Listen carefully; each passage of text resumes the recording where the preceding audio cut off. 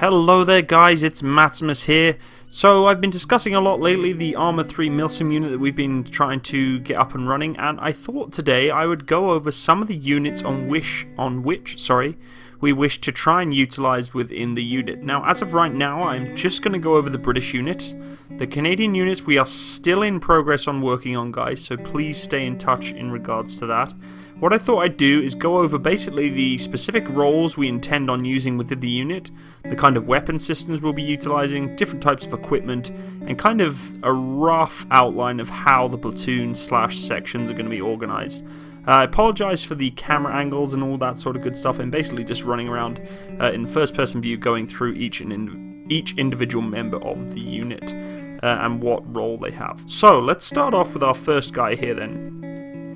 When we first come into the unit then we're going to obviously go through basic training, and to go through basic training we have to be a recruit. This is our recruit. Okay, he's looking pretty bog standard, nothing too special on him right now. He doesn't have any webbing or any kind of pouches on. He has his rucksack on, which will have his basic equipment in. He has the L85A2 rifle. It is a 5.56mm rifle, magazine fed bullpup. It is a fantastic rifle. I really don't care what anyone says. I love it. It is accurate as hell. It's very, very useful in an armoured vehicle environment, and it is really useful for airborne regiments, I feel, because it's quick, easy to utilise, and, you know, it's compact. It's not that long reach AR-15 setup that's got most armies utilising nowadays. However, I'm not going to knock the AR-15, I'm just going to stick true to what I love, and that is the L85A2, which is what this recruit is holding right now. You see at the end of the barrel there, he has a BFA, or blank firing attachment. As a recruit within the unit, you will be given a BFA when going through your basic training, that is to prevent accidental discharge or shooting someone else. There will be targets and live firing ranges that will be accessible to the recruits. However, for the most part, the BFA will be placed onto the front of the rifle to allow for training exercises and routines to go on without any interruption. On top there, you see the LCAN or LDS sight. Very, very useful sight. The British Army did transition from the SUSAT sight, or the Sight Unit Small Arms Trilux sight, to a more modified and a lot more efficient scope on top of the rifle there. As I said before, is a 30-round magazine, fantastic piece of equipment. So that's going to be your standard weapon system for... Oh, for some reason my players decided to crouch down there. So that's going to be your standard weapon system for a recruit. The helmet you have is a Mark 6 helmet, nothing too special. Actually, it could potentially be a Mark 7, I'm not entirely sure. When I generate the units in here, guys, they are given all sorts of random headgear and different types of eyepieces and all that good stuff, so take it with a pinch of salt. It's obviously, you can kind of be given a bit of leeway in terms of what helmet choice you have and all that good stuff. Standard MTP pattern for camouflage. Really, really nice. I love the whole multicam MTP disruptive pattern material. It's very, very interesting camouflage to me. And obviously, as I said before, the rucksack will contain things like your map and all the basic things you're going to need to go through basic training. So that is going to be your basic training setup, guys. So we're going to move on now then to our everyday bog standard rifleman. As you can see, this rifleman now has a little bit more of an updated L85A2. If you notice on the one back here, we do have a standard grip, green grip format there. It is basically the original setting of which the L85A2 was designed for. This is a modification that was given to the L85. God, I can't speak today, guys. The L85A2 from Daniel Defense. Daniel Defense produced these fantastic rail systems to be able to be placed onto the L85A2. It was a pretty much quick combat upgrade that was needed for Afghanistan. Very, very handy piece of kit, and as you see the little Union Jack just on the side there, you might not be able to see it. There's a little Union Jack on the side there that pretty much designates it was produced purely for the British Army. They stuck it on there and it's done a great job. It does have a deployable bipod at the bottom there, and also has... I'm just wiping some sweat from my brow. It does have also our laser designator. I think it's actually a flashlight on the side of that one. So again, completely customizable. I'm not too fussed in-game what particularly we're going to go through just yet in terms of attachments. But if you're a rifleman, you do have the choice of having the L85A2 with the Daniel Defense upgrade there, or you can just have the standard stock. Obviously, we want to try and keep a bit of uniformity, so we're going to try and, sooner or later here, me and the rest of the command team are going to hash out what particular items we want to try and place onto our rifles as a standard setup. Again, standard helmet, really ugly freaking goggle cover there. The goggles I'm just not into. As you can see, the magazine is also a little different from this rifle to the other rifle. This is what's known as a PMAG. It also has pretty much a visual indicator for round counts. It's not going to keep updated visually within game, but I don't think it is. If it is, that's amazing, but I don't actually think it does. You're not going to be able to see it anyway because you'll be too busy looking down the sight and putting rounds down range. But that's what that magazine is. It's a plastic magazine. Again, another operational upgrade that was designed to better the soldier on the ground. For instance, if you drop a steel magazine, you risk denting it. You drop a plastic one, you pick it up, dust it off, put it back in, and off it goes. Also, the visual indication was really nice for troops on the ground to be able to decipher how much ammunition they had left in their magazine and the heat of battle and all that good stuff. Equipment on his body then, obviously he has a chest rig here, he has multiple different pouches, radio pouches and all that good stuff. His magazine's extra, it's all for show, it looks beautiful I think. Typical Osprey armor, I think it's Osprey. Yeah, Kestrel is the heaviest set stuff for the neck and all. Yeah, Osprey body armor. And again, a rather large patrol day sack / rucksack on the back here that can be able to utilize whatever equipment that you may potentially be given by your section commander in game. So that's going to be your standard rifleman, guys. Again, same sort of scope setup as our recruit. So we're moving on now to the Grenadier. He is holding a 40mm underslung grenade launcher. Very, very handy piece of equipment. Really nice for suppressing the enemy, keeping the heads down, even for potentially popping smoke, flares and all that good stuff. For the most part though, we're going to be utilising it to suppress the enemy. Very, very nice. The Grenadier is obviously going to be carrying a lot of extra ammunition for that particular weapon system, so you need to encompass that the section may need to spread out that ammunition to allow him to suppress the enemy for prolonged periods of time. It does have a really Gucci, interesting little sight system there. You do have to get a little bit used to it. A lot of fun to use though, guys. The weapon that it's attached to is again just the L85A2, another operational upgrade that was placed onto it. Could basically swap out the old green one that we have over here and pop on our underslung grenade launcher. Again, there is a rail attachment on the side. We haven't completely agreed on what particular attachment will go on there just yet. Stay in touch on that. A lot better of a helmet. This is more of an Airborne Regiment helmet. The Parachute Regiment love their scrim netting on top of their helmets there. Very, very typical of what they would like to wear. And again, we have our night vision goggle attachment on the front. This is probably what I'm aiming for in terms of helmet look. I really, really fucking hate the scrim netting helmet that the British Army has brought in. It looks butt ugly. It's absolutely redundant and a complete waste of time and money. This is kind of the helmet scrim netting that I'm going to be looking at, considering we're an Airborne Regiment. Again, being a Grenadier, he's going to have a few extra pouches for his 40mm rounds that you can see just tucked under his wrist there, and other extra equipment he may potentially need. So that's going to be the basic outline for the standard infantryman within the section of 3CABR. We're going to move on now to our support roles. Now we have three machine gunners that are going to be placed within our unit. First of all is the LSW, or the light support weapon. It is basically a L85A2 rifle placed with a rear grip and an extended barrel along with a bipod. It's a very accurate piece of equipment, very, very nice weapon system to use. It is old as hell, pretty much the exact same as the L85A2, but a little bit more accurate. It also has, in real life, a metallic ring that can pop off the back of the butt pad here, slip over the top of the shoulder, and give you that much more firm support firing position. Really, really nice, very, very accurate. The bipod, once deployed, it's great for suppression. However, in this game and in this unit, we're probably not going to utilize this very much. We'll probably actually use this kind of weapon system along with our recruit package over there for basic training, just to allow people to get used to that suppressive role without going into actually the advanced gunnery courses, which we'll be providing, training courses we'll be providing for the other weapon systems I'll talk about in a minute. But again, this guy is going to have to be in a supportive role, so his ammunition capacity is going to be high. He's going to be carrying a lot more ammunition than the rest of the section to give you that suppressive ability. So again, section commanders need to be aware that that guy is going to need to share out his ammunition and be able to put as much ammo in that rucksack as he can to allow the section to provide good fire support. So, our next guy, this is the MG Mini-Me, okay? We tend to not call it the Mini-Me in the British Army, it's just called the LMG, or just the light machine gun. It's a fantastic piece of equipment, designed originally by the US military.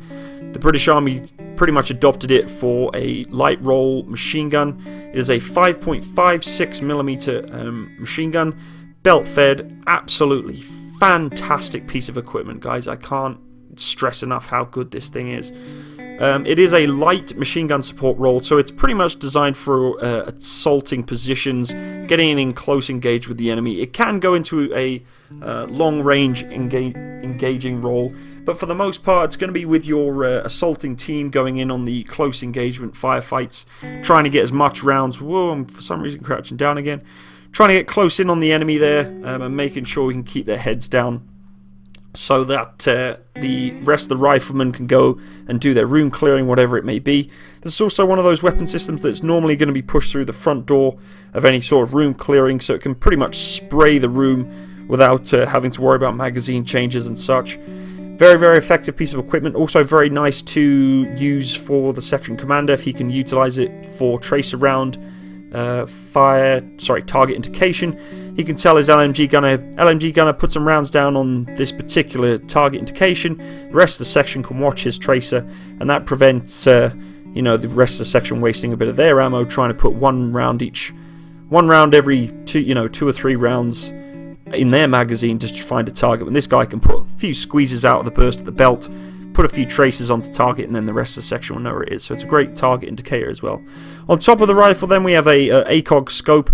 We will probably be changing that. ACOG is no longer, I think, used by the British military. We're still using the LDS sights. However, we'll discuss that further in the future. But another weapon system we'll be utilizing as the light machine gun role is going to be the LMG here. So, our next machine gunner, this guy is inspecting very meticulously here with a very strange, glitchy belt hanging off the side. But unfortunately, that's just the way this modification works. In-game, that does not look like that, so don't worry too much. This is the GPMG. Everybody's pretty much heard of this particular weapon system. It is very, very, very nice. It is the general purpose machine gun, a 7.62mm belt-fed machine gun. As you can see here, it does have a bipod to deploy. It is barrel interchangeable. For instance, if the barrel is getting to the temperature of which it can overheat and potentially cause a misfeed, or misfire, or even a round prematurely getting stuck within the barrel and causing some really nasty damage to either the user and the rifle. The machine gun. So the barrel is interchangeable. That's what the handle is there. It's a carrying handle, but it also is slipping out the barrel in and out. Top cover can be popped open as you load and unload. You slip your belt in there, close it back down, cock your weapon, and off you go. This weapon system is definitely going to be used in a supportive role. Very, very rarely are we going to send these guys in close range into the enemy, because at the end of the day, this thing needs to be set up in a good firing position, in an overwatch position as such, to allow to cover for the rest of the sections. Most of the time, the GPMG gunner will be placed in the cover group. He is going to cover the assault group from a distance or from a safe location to allow for suppressive fire onto the enemy, the assaulting sections, and then carry on. This is a really fun role to play, guys. I love being GPMG gunner. At present, this guy does not have a scope on top of his GPMG. That will change in the near future. We will be placing a scope on here. Haven't particularly chosen which one yet, because it can vary between role to role and the environment you're in, I guess. As of right now, it says iron sights. Still absolutely fantastic piece of equipment, even with just iron sights. 7.62 rounds, have some serious range on them, can really put some nice suppression down on the enemy. So a really nice role to play. Again, this guy's going to be carrying an absolute crap load of ammunition as much as he can to allow him to sustain that suppression onto the enemy as long as possible. So just be aware that if you are a GPMG gunner, you're not going to be able to fit all the other Gucci bits of equipment that you may potentially need, because we need you to fill as much of your gear up with that belt as possible. But be aware the rest of the section is there to help you carry on that belt ammunition, and because you're such a vital role of the section, they will be able to share that load. Same applies, as I mentioned before, with the LSW and the LMG gunners as well. So let's step away from our supportive roles from the machine guns, and we'll move into anti-tank and anti-personnel roles. So in front of us here we have three individuals. On our far left is our anti-tank I-Law. Everybody knows pretty much what the law weapon systems are. This particular gentleman has a individual. Oh, God, I'm losing my shit today, guys. I'm tired. This is basically our anti-personnel weapon. Okay, it is going to be used also for taking out armored fighting vehicles. Could take out small bunkers and such, but primarily we want to be trying to use this weapon system for building engagements, small bunkers and such, to be able to take out personnel that are in covered fortifications and such. Could potentially use it on armoured fighting vehicles. It's not going to do too much damage to heavy main battle tanks and such with modern armoured defences now. But really this is what the role of this guy is going to be, is to try and suppress infantry targets in fortified positions. He is armed again with an LA5A2, and he's going to have a couple of other extra Gucci bits of kit in here, maybe some binos, or not binos, sorry, rangefinder to allow him to range out that bad boy and get it on target first time. And he again has the correct helmet on. Let's move over to the next guy then. We've got the N-Law. This is a bit more of a powerful of a punch. This is a weapon system that is going to be able to take out those armoured fighting vehicles. It has the potential to take out main battle tanks. However, again, with the technology nowadays and the particular weapon systems that we may be up against in-game, it may not completely deny a vehicle and destroy it to be considered out of the game. So, this guy is really going to be an asset to the platoon. We want to make sure that he's covered at all times, not thrown into the heat of it unless needed. And again, he has to have the skill to be able to utilize that weapon system. The one on the left you see is pretty much a flick-up sight. You put your iron sights on target, rocket goes off, and hopefully you'll hit where you've been trained to hit. This is again different type of sighting system though. You're going to be using your ACOG that's set on top of the launcher here, trying to get that rocket on target first time. So there will be actual training courses on these particular systems. It won't be just be you're going to be a gunner today, or sorry, anti-tank or anti-personnel launcher today. There will be specific I'm losing my voice here.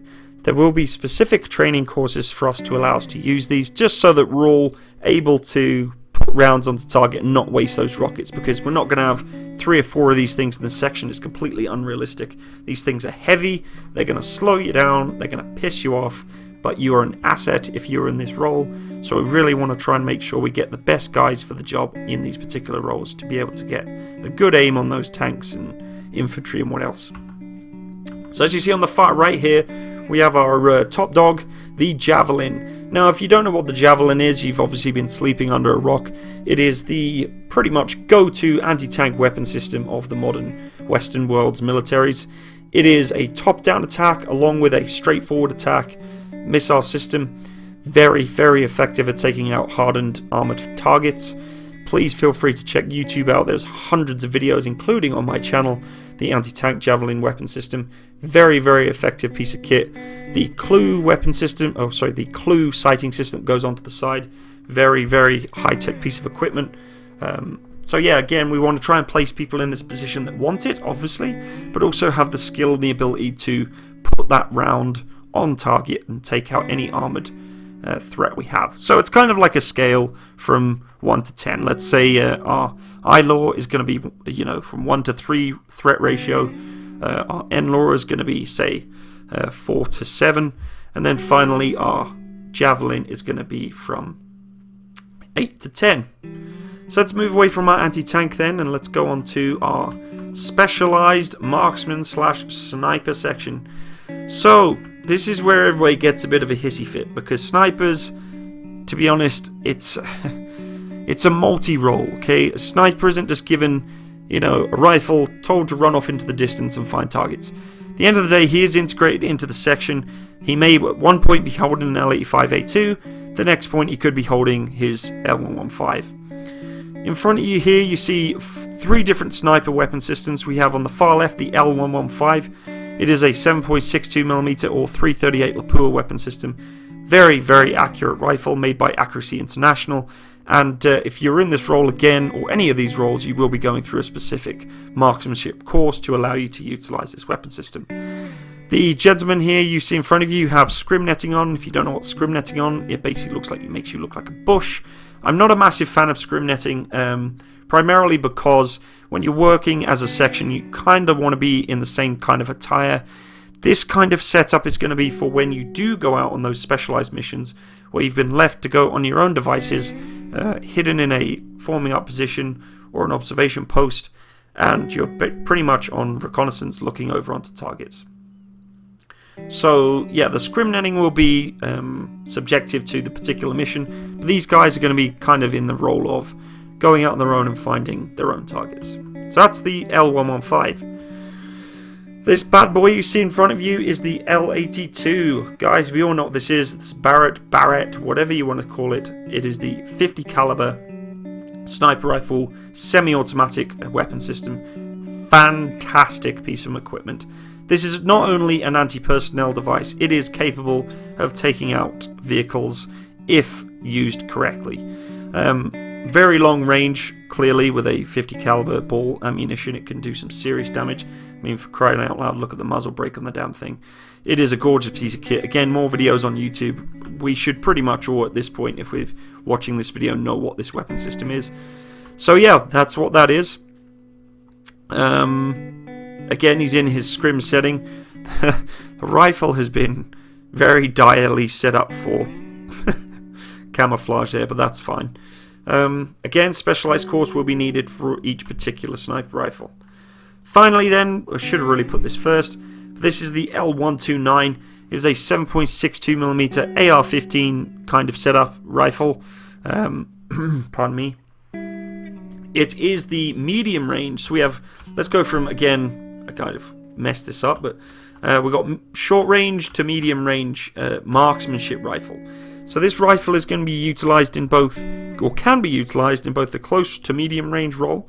Okay, it can also be used in the long range role if particularly needed. Scope can be swapped out on it, but it's clearly not going to be as accurate, in my personal opinion, as both the L115 and obviously the 50 caliber.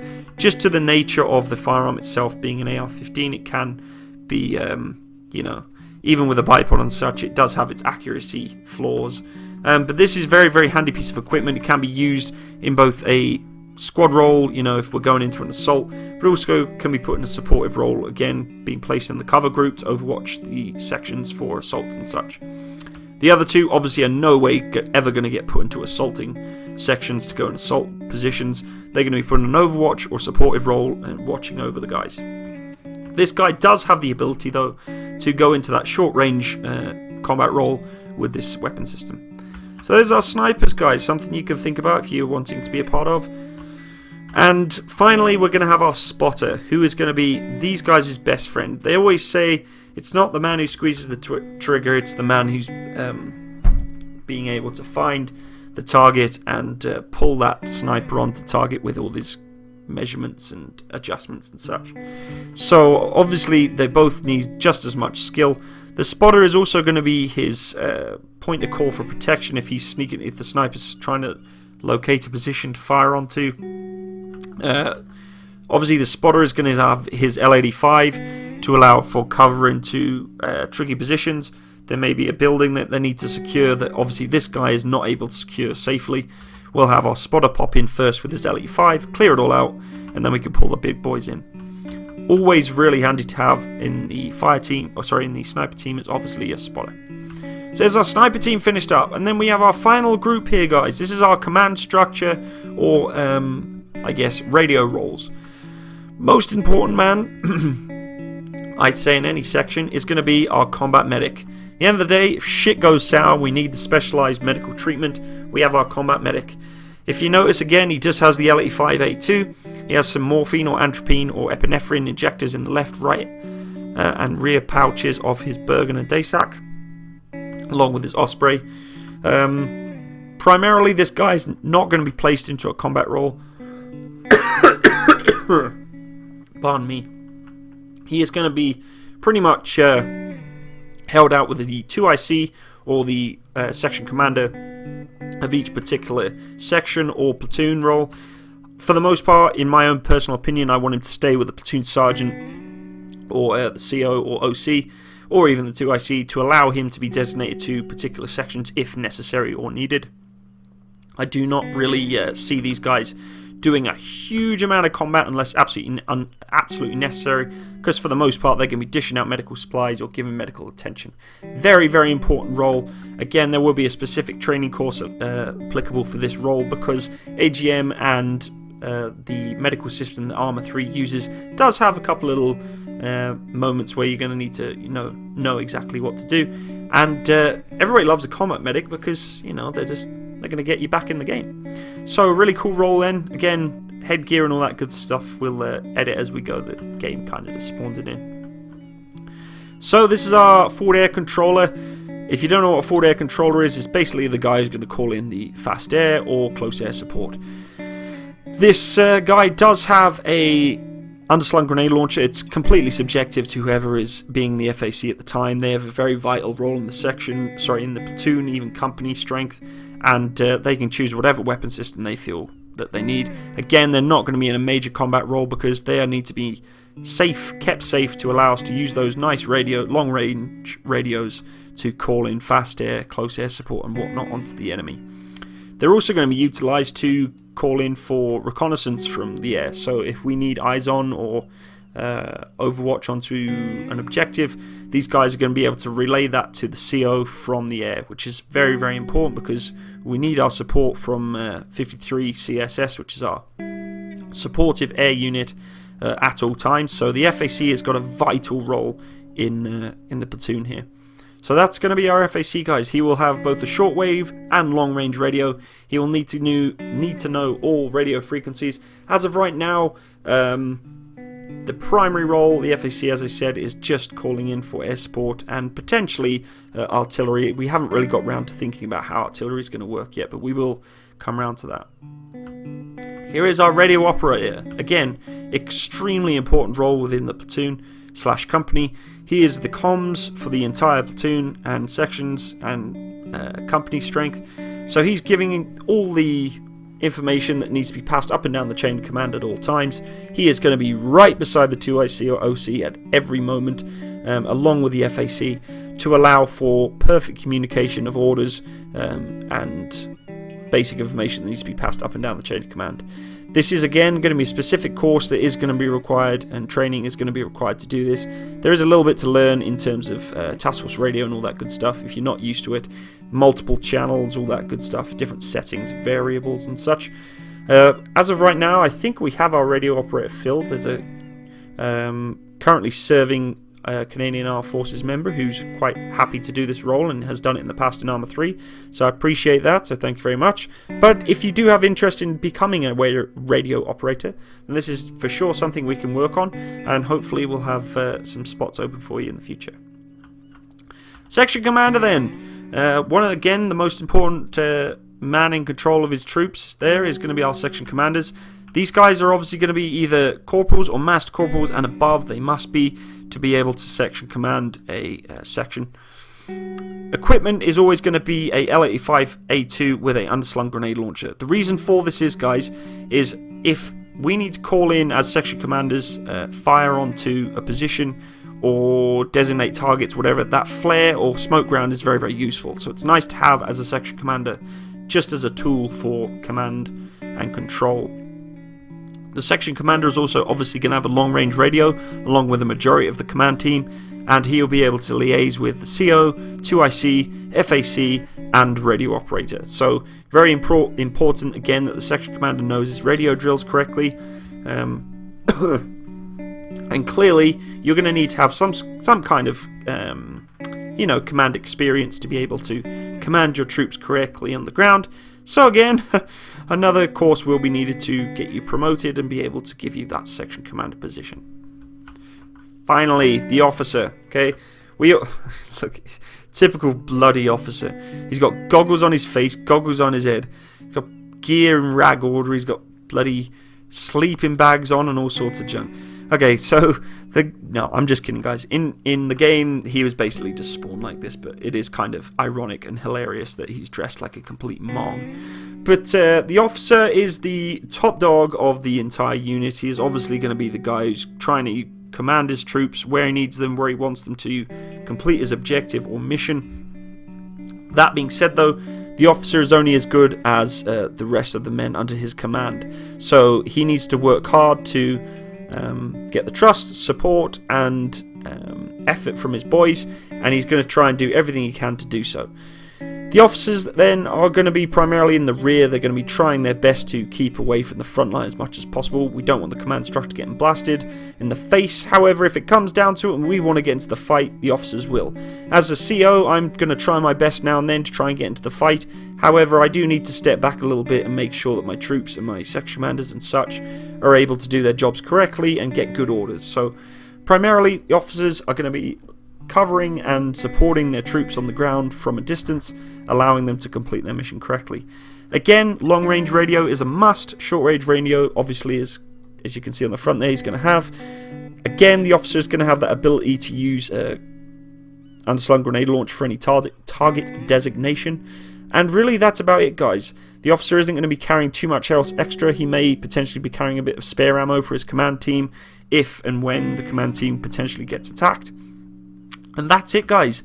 That is the British Army, pretty much, roles that we have within 3rd Commonwealth Airborne Regiment. If you have any questions, comments or concerns, please feel free to leave them. As I said before, we are a Commonwealth Regiment. We are working on the Canadian Forces side. Please bear with me with that. We're trying to figure out what's the best course of action for the mods for that, because mods are quite scarce for the Canadian Armed Forces. Pardon me. And like I said, we'll keep working on it pretty hard here to try and get that equipment working. If you have any interest in the 3rd Commonwealth Airborne Regiment, please feel free to stop by on our TeamSpeak. All the details in the links below. And hopefully that gives you some sort of idea of the potential roles that you can play within the unit. I hope at least something there cropped up that you would like to be a part of.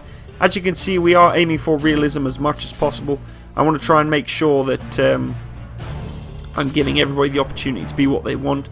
At the end of the day, we want to try and make sure that the platoon/company is in a good standing to make sure all roles and positions are filled to allow us to complete the mission effectively. So, thank you again for watching, guys. I hope I hear some comments from you today, and if not, I hope you have a great day. Take care and bye bye.